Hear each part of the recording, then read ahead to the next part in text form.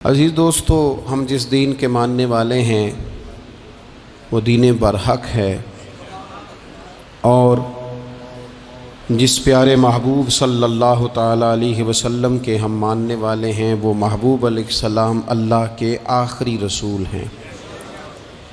نبی اکرم صلی اللہ تعالیٰ علیہ وسلم کامل، اکمل اور مکمل دین لے کر تشریف لائے۔ اب یہ دین اسلام ایسا مضبوط، ایسا مستحکم دستور حیات ہے کہ قیامت تک اسی دین کا سکہ چلے گا۔ وقتی طور پر جو حالات امت پر اس وقت گزر رہے ہیں اس میں امت محکوم نظر آتی ہے، کمزور نظر آتی ہے، اور ہم دیکھتے ہیں کہ غیروں کا رعب بھی ہمارے حکمرانوں کے چہروں اور ان کے لہجوں پر نظر آتا ہے۔ جو قومیں کسی کا رعب اختیار کرتی ہیں، کسی شخص کو اس طرح کا بڑا جانتی ہیں کہ احساس کمتری کا شکار ہو جاتی ہیں، وہ اپنی آنے والی نسلوں کو کبھی مضبوط نہیں کر پاتی۔ ہمارے مزاجوں میں اور ہمارے روزمرہ کے معاملات میں کچھ چیزیں اس طرح کی رکھ دی گئی ہیں کہ لوگ احساس کے نیچے دبتے چلے جا رہے ہیں۔ برادریزم ایک بہت بڑا ایشو رہا ہمارے ہاں۔ میں بڑی درد کے ساتھ یہ بات عرض کیا کرتا ہوں کہ زیادہ گناہ اور زیادہ جرم اس بندے کا نہیں جو اپنی برادری کو بڑا سمجھتا ہے، بلکہ زیادہ مجرم وہ ہے جو اپنی برادری کو چھوٹا سمجھتا ہے۔ اس نے کیوں اپنے اندر احساس کمزوری پیدا کیا؟ اس کو کیوں ضرورت پیش آئی یہ کہنے کی کہ میں کسی کمزور قبیلے سے تعلق رکھتا ہوں؟ اسے کھل کے کہنا چاہیے تھا کہ میں بھی جناب آدم کا بیٹا ہوں۔ اسے کھل کے کہنا چاہیے تھا کہ میں بھی رسول رحمت کا غلام ہوں، میں بھی اللہ کا بندہ ہوں۔ کھل کر بات کرنی چاہیے۔ احساس کے نیچے دب جانا، پریشان۔ پھر اسی طرح کا معاملہ امیری غریبی کا ہے۔ غربا کیوں یہ سمجھ بیٹھتے ہیں کہ جس کے پاس پیسے زیادہ ہیں شاید فضل بھی زیادہ اسی کے پاس ہے؟ کیوں اس احساس سے باہر نہیں آتے؟ اگر دولت بہت اعلیٰ ہوتی نا اور بڑی ہی قیمتی ہوتی تو سب سے زیادہ سیدہ فاطمہ زہرا کے گھر میں ہوتی، سب سے زیادہ تجوریاں سیدہ عائشہ صدیقہ کے پاس ہوتی، لیکن یہ زیادہ قیمتی نہیں تھی، اس لیے دروازہ رسول پہ بھی نہیں تھی۔ تو اسی طرح کا معاملہ کچھ لوگوں کا ہے۔ میں نے اپنی زندگی میں یہ دیکھا ہے کہ مذہبی ماحول سے وابستہ لوگ کئی دفعہ بڑے پریشان ہو جاتے ہیں کہ میں تو مولوی صاحب ہوں، اور محلے کا مولوی بنا کے جب کسی کو رکھا جاتا ہے تو بیچارہ ویسے بھی پریشان ہو جاتا ہے۔ اس کی ذمہ داری ہوتی ہے کہ تو نے وقت پہ جنازہ پڑھانا ہے، ٹائم پہ کل پہ آ جانا، 10ویں پہ وقت پہ پہنچنا، غیر حاضر نہ ہونا۔ کچھ جگہوں پہ یہ بھی رواج ہے کہ جناب آپ کو 7 دن اور 10 دن مسلسل بیٹھنا ہے اور پڑھائی کرنی ہے۔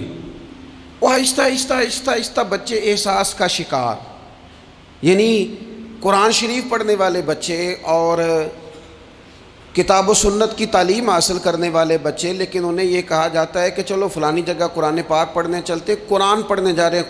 قرآن انقلاب کی کتاب ہے، قرآن بندے کو عروج دیتا ہے، لیکن ان بچوں کی ذہنی ساخت یہ بنائی جا رہی ہے کہ چلو قرآن پاک پڑھنے چلتے ہیں، وہاں بریانی ملے گی کھانے کو، گوشت ملے گا کھانے کو۔ شکایت ہے مجھے یا رب خدا بندان مکتب سے، سبق شاہی ہے بچوں کو دے رہے ہیں خاک بازی کا۔ اتنی چھوٹی جب آپ کسی کی سوچ بنا دیتے ہیں تو پھر وہ آپ کہیں کہ وہ انقلاب برپا کرے، وہ کوئی بڑا کارنامہ سر انجام دے، یہ ہوتا نہیں، ممکن نہیں ہوتا۔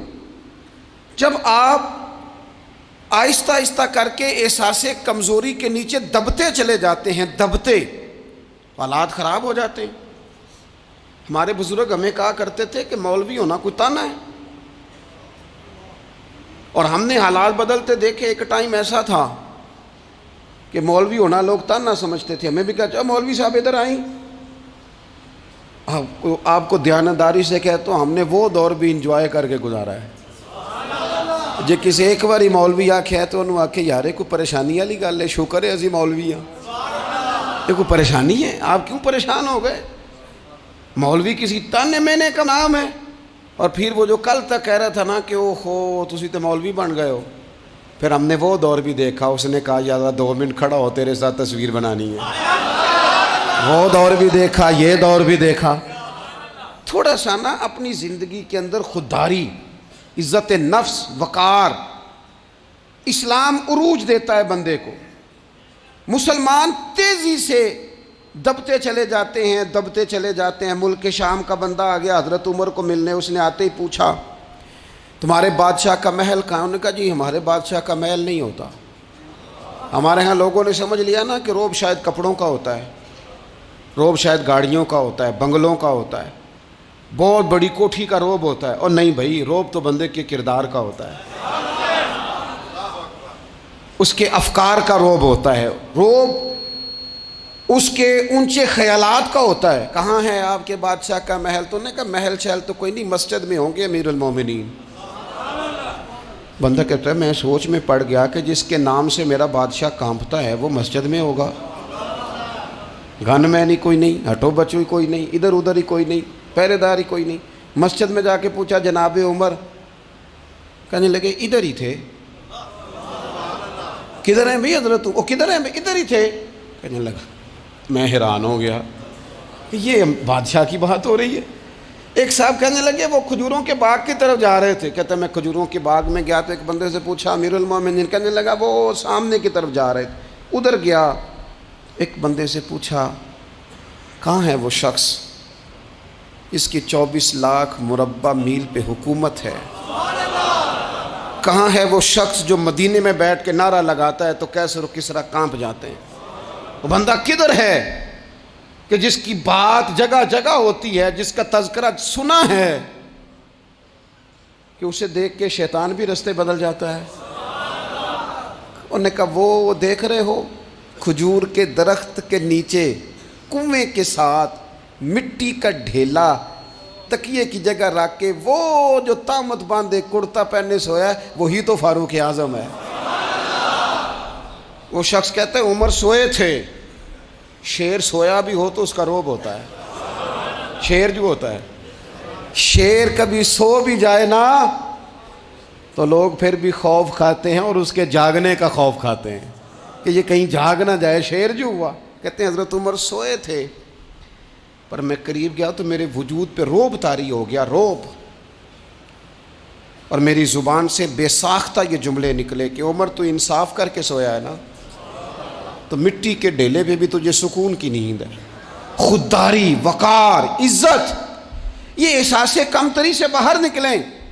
ہم نے اپنے بچوں کو مسل ڈالا ہے، وہ تسی ماڑے دے بچے ہو، تسی تو نہیں نہ آگے جا سکتے، وہ اسی غریب لوگ نہ بیٹے تو فلانے کے ساتھ نہ جایا۔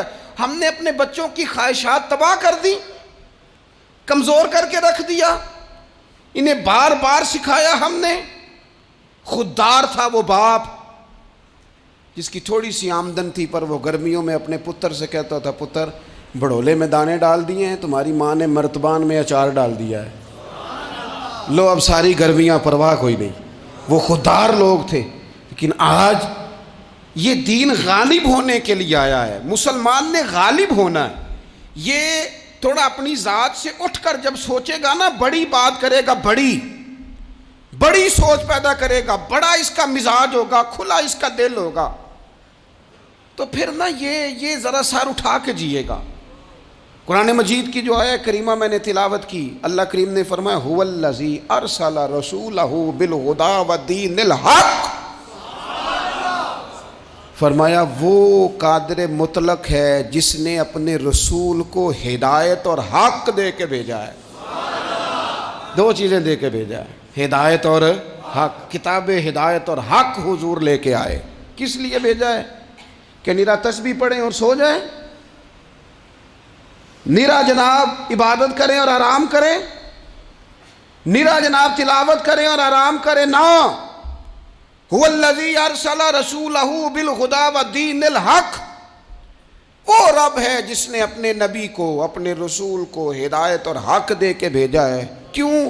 کہ لیظہرہ علی الدین کلہ، تاکہ اس دین کو تمام دینوں پر غالب کر دے، اس کو غالب کرے، ہر دین پر یہ دین چھا جائے۔ وَلَوْ كَرِهَ الْمُشْرِكُونَ، اگرچہ مشرکوں کو یہ بات بری ہی لگے، نا پسند آئے، کسی کو نہیں آتی۔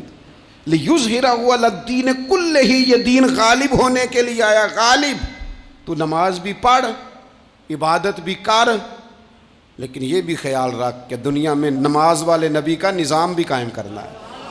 تیرے پاس نری مسجد نہیں ہونی چاہیے، حکومت بھی ہونی چاہیے۔ مسلمان کے ہاتھ میں نری تسبیح نہیں ہوگی، یہ انان حکومت بھی چلائے گا۔ اس کے اندر خودداری ہوگی۔ حضرت عمر تہجد بھی پڑھتے تھے اور سویرے حکومت بھی کرتے تھے۔ حضرت صدیق اکبر ساری رات مدینے والے کی یاد میں رویا بھی کرتے تھے، اور صبح اٹھ کر تلوار لے کر نبی پاک علیہ السلام کی ختم نبوت کے منکروں کے خلاف جہاد بھی کیا کرتے تھے۔ جب تک اپنے مزاج میں وہ شوق نہیں پیدا ہوتا کہ دین کو غالب کرنا ہے، جد و جہد کرنی ہے، کوشش کرنی ہے، بڑا سوکھا ہے ہمارے لیے بھی، آرام سے نماز پڑھیں، نفل پڑھیں، عبادت کریں۔ اور ویسے بھی اسے لوگ زیادہ بڑا پیر سمجھتے ہیں جس کی تسبیح زیادہ لمبی ہو، وہ زیادہ بڑا پیر ہوتا ہے جس کی پگڑی ذرا زیادہ بڑی ہو، جبہ تگڑا پہنے، اجرے کے اندر رہے، باہر نہ نکلے، اور اندر جائیں 2 منٹ کے لیے حضرت کی زیارت کریں، باہر آ جائیں بس چھٹی، وہ زیادہ پیری مریدی ہو جاتی ہے۔ پیر تو بولتا ہی نہیں۔ وہی ہے تیرے زمانے کا امام برحق، اقبال کہنے لگے وہی ہے تیرے زمانے کا امام برحق، جو تجھے حاضر و موجود سے بیزار کرے اور موت کی شکل میں دکھلا کے تجھے جلوہ یار، زندگی تیرے لیے اور بھی دشوار کرے، تو تیرا جینا مشکل کر دینا، وہ تیرے زمانے کا امام برحق ہے، تیرے لیے زندگی دشوار کر۔ یہ کیا بات ہوئی کہ ٹھیک ہے جناب آپ موج کریں جو دین غالب ہونے کے لیے آیا، دین کے مزاج میں غلبہ ہے، دین کی طبیعت میں غلبہ ہے، دیندار چھا کے وقت گزارا کرتے ہیں۔ اللہ تعالیٰ نے اس دین کے اندر وہ قرار دیا ہے، وہ وسعت دی ہے، وہ درد دیا ہے، وہ ذوق دیا ہے۔ اپنے اندر سے وہ بت توڑ ڈالیں جو بت مایوسی پھیلاتے ہیں، ان جگہوں سے نکل آئیں جہاں انسان کمزور پڑتا ہے۔ اٹھ باندھ کمر کیوں ڈرتا ہے، پھر دیکھ خدا کیا کرتا ہے۔ آگے کی طرف دیکھیں، آگے کی طرف دیکھیں۔ میرے نبی اکرم صلی اللہ تعالیٰ علیہ وسلم نے فرمایا حالات جتنے بھی خراب آ جائیں، ماحول جتنا بھی بگڑ جائے، امت پر دشواری جتنی بھی آئے، حضور علیہ الصلوۃ والسلام نے فرمایا ہے یہ دین اسلام ہے، یہ مسلم کے لفظ ہیں۔ حضور فرماتے ہیں یہ دین ہمیشہ قائم رہے گا، اور فرمایا ایک جماعت ہوگی پوری میری امت کی جو دین اسلام کے دفاع میں کام کرتی رہے گی، جد و جہد کرتی رہے گی، کوشش کرتی رہے گی، ہمت کرتی رہے گی۔ میرے عزیز حضور نے فرمایا ہمیشہ یہ دین قائم رہے گا، اور ایک جماعت ہمیشہ اس دین کے لیے کام کرتی رہے گی۔ اور میرے نبی پاک علیہ السلام نے فرمایا 100 سال کے بعد تو اللہ ضرور اس امت میں ایک ایسا شخص پیدا کرے گا، یہ ابن ماجہ میں حدیث موجود ہے، جو اس دین کی نئے سرے سے تجدید کر دے گا۔ وہ لوگ آتے رہے، جب حالات بڑے بگڑے تو حضرت عمر بن عبدالعزیز آ گئے، حالات کا رخ بدل کے رکھ دیا۔ پھر معاملات بڑے بگڑے تو امام شافعی جیسے لوگ آ گئے، غوث اعظم جیلانی جیسے لوگ آ گئے۔ حالات بڑے بگڑے تو شیخ عبدالحق محدث دہلوی جیسے لوگ آ گئے۔ ہندوستان میں جب ماحول بڑا کٹھن ہوا تو اعلیٰ حضرت فاضل بریلوی جیسے لوگ آ گئے۔ ہر صدی کے سرے پر اللہ تعالیٰ ایک مجدد بھیجے گا، حضور کا وہ غلام دین کو نئے سرے سے تازہ کرے۔ دین کے چمن میں ہمیشہ بہار رہے گی، ہمیشہ نورانیت رہے گی، ہمیشہ نور علی نور رہے گا۔ یہ کام صرف کرنے کا کام کیا ہے، یہ دین تو پھلے گا پھولے گا۔ جو آگے بڑھ کے خدمت میں حصہ ڈال لے گا نا، وہ اپنا نفع کرے گا۔ یہ قرآن پاک ہے، یا ایھا الذین آمنوا ان تنصروا اللہ ینصرکم ویثبت اقدامکم۔ اللہ فرماتے ہیں اے لوگو اگر تم اللہ کے دین کی مدد کرو گے نا تو اللہ تمہاری مدد کرے گا، ویثبت اقدامکم، اور تمہارے قدم جما دے گا، تمہیں استقامت دے، تم آگے۔ اور دین کی مدد صرف پیسوں سے نہیں ہوتی۔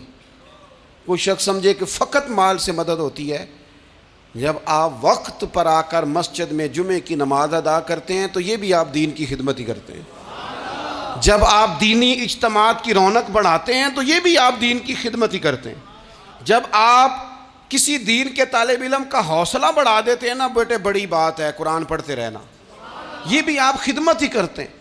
جب آپ دین کے بارے میں کسی جگہ بیٹھ کے اچھی بات کر دیتے ہیں، یار اللہ کا فضل ہے ہمارے دین میں یہ خیر اللہ نے رکھی، یہ بھی آپ دین کی مدد ہی کرتے ہیں۔ آپ کسی بھی جگہ کسی بھی حوالے سے دین کے لیے کوئی بھی پیغام دیتے ہیں، کوئی بھی بات کرتے ہیں، تو آپ دین کی یہ ساری خدمات دینیاں ہیں، یہ سارا درد ہے، یہ سارا ذوق ہے۔ ہم اپنا اپنا حصہ جس طرح بھی ملا سکیں دین کی حمایت میں، دین کی مدد میں، جہاں کوئی ایسی بات ہو رہی ہو وہاں ہم دفاع کے لیے کھڑے ہو جائیں۔ ہر شخص اپنے اپنے مقام پر دینی ابلاغ میں، دین کی تبلیغ میں اپنا کردار ادا کرے۔ ایک جملہ کوئی بول دے نا رسول پاک کے دین کی مدد میں، ایک جملہ، یعنی کسی کو صرف اتنا کہہ دینا کہ یار تو اپنے بیٹے کو، تیرے 5 بیٹے ہیں، ایک کو قرآن مجید کا عالم ہی بنا دے، تو کہہ کے چلا گیا اور تو تیری وجہ تجھے خبر بھی نہیں کہ شاید اس نے تیری وجہ سے اسے داخل کرایا ہے، لیکن وہ اگر آ گیا پڑھ گیا تو دیکھ تجھے اجر اللہ کتنا عطا فرمائے۔ آدھا جملہ بول کے دین کے معاملے میں معاون بنے، کوئی خیر کا لفظ بول کے معاون بنے۔ ہم نہ ہمت نہیں کرتے، ہم کہتے ہیں وہ فلانا کرے گا، بڑا آدمی کرے گا، مولانا کریں گے، پیر صاحب کریں گے، اپنا اپنا حصہ، اپنی اپنی خیر۔ حضرت عمر نے بھی بڑا کام کیا ہے دین کی خدمت میں، پر سیدنا بلال کی خدمت کا کوئی انکار کر سکتا ہے؟ ڈیوٹی حضرت صدیق اکبر کی بھی زیادہ ہے، پر جناب سلمان فارسی کی خدمت کا انکار کیا جا سکتا ہے؟ ہر ایک نے کام کیا، ہر نقطے کا اپنا عروج ہے، اپنی اور یہ دین غالب ہوگا، غالب۔ یہ مت سمجھیں تھوڑے سے حالات کمزور آئے ہیں اور تھوڑا سا مسلمان محکوم ہوئے ہیں مالی طور، اپنی کوتاہیوں کی وجہ سے ہوئے، اپنی غلطیوں کی وجہ سے ہوئے، اپنے اعمال کے سبب ہوئے، تو ڈر ڈر کے نہ جئیں۔ نبی پاک صلی اللہ تعالی علیہ وسلم سفر پہ تشریف لے گئے، حضور علیہ السلام کی عادت کریمہ تھی جب سفر پہ جاتے تھے تو سب سے آخر میں ساری تیاری کر کے سامان سمیٹ کے سب سے آخر میں سیدہ فاطمہ الزہرا سے ملتے، پھر سفر شروع ہوتا، اور جب حضور واپس آتے تو سب سے پہلے سیدہ فاطمہ سے ملتے رضی اللہ تعالی۔ حضور کافی دنوں کے بعد سفر سے واپس آئے، لمبا سفر تھا، سیدہ فاطمہ الزہرا رضی اللہ تعالیٰ عنہ سے ملنے گئے۔ نبی پاک صلی اللہ تعالیٰ علیہ وسلم کا چہرہ نور دیکھ کے تو سیدہ فاطمہ تڑپ کے روئیں، رو پڑی۔ حضور نے فرمایا فاطمہ کیا ہوا؟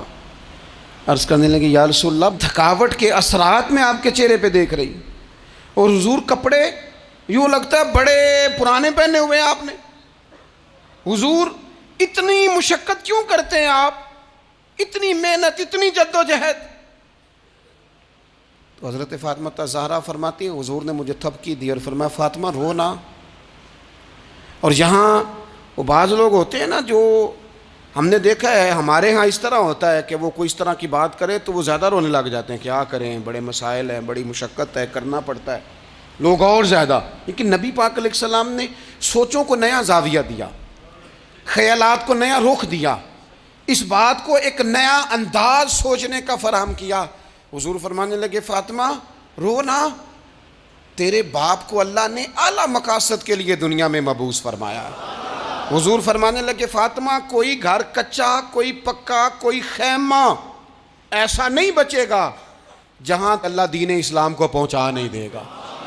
اور فرمایا فاطمہ یاد رکھنا جس طرح رات چھا جاتی ہے نا، محمد عربی کا دین بھی چھا جائے گا، یہ چھا جائے گا دین، جس طرح رات چھا جاتی ہے یہ دین بھی چھا جائے گا۔ اور پھر دین چھا گیا، جگہ جگہ چھا گیا، یورپ میں بھی اذانیں پڑھی جانے لگی، امریکہ اور افریقہ میں بھی قرآن پڑھا جانے لگا، جگہ جگہ جگہ جگہ رسول اللہ صلی اللہ علیہ وسلم کے دین کی بات ہونے لگی۔ کہا فاطمہ کار کچا ہو یا پکا ہو، خیمہ ہو، ہر جگہ یہ دین پہنچے گا، اور دین پہنچا۔ دوستو کمزوری وقتی طور پر ہے، حالات وقتی طور پر ہیں، مسلمانوں نہ گھبراؤ، خدا کی شان باقی ہے۔ یہ دین فطرت ہے، یہ دین اپنی حقانیت کی وجہ سے پھیل رہا ہے، کسی کا محتاج نہ یہ کسی کے زور لگانے۔ مسلمانوں نہ گھبراؤ، خدا کی شان باقی ہے، ابھی اسلام زندہ ہے، ابھی قرآن باقی ہے۔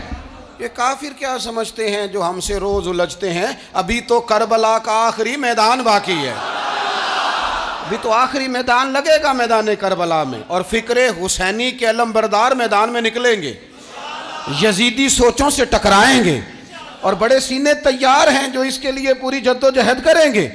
ابھی تو کربلا کا آخری میدان باقی ہے۔ اپنی زندگی کے اندر قوت ارادی پیدا کریں، کچھ کر لینے کی ٹھان اپنے مزاج میں پیدا کریں۔ کمزوری آ جاتی۔ عدی بن حاتم جو تھے نا، یہ حاتم تائی کے بیٹے تھے، بادشاہ کا بیٹا تھا، زمانہ بڑا دیکھا تھا، بڑے بڑے وزیروں مشیروں، ساری زندگی اعلیٰ سطحی وفود سے ملاقات ہوئی۔ عدی حضور کی بارگاہ میں آئے، مسند امام احمد بن حنبل میں موجود۔ تو اسلام پر ابھی غربت کا دور تھا، چند لوگ مسلمان ہوئے تھے۔ نبی پاک علیہ السلام نے فرمایا عدی کلمہ پڑھ لو۔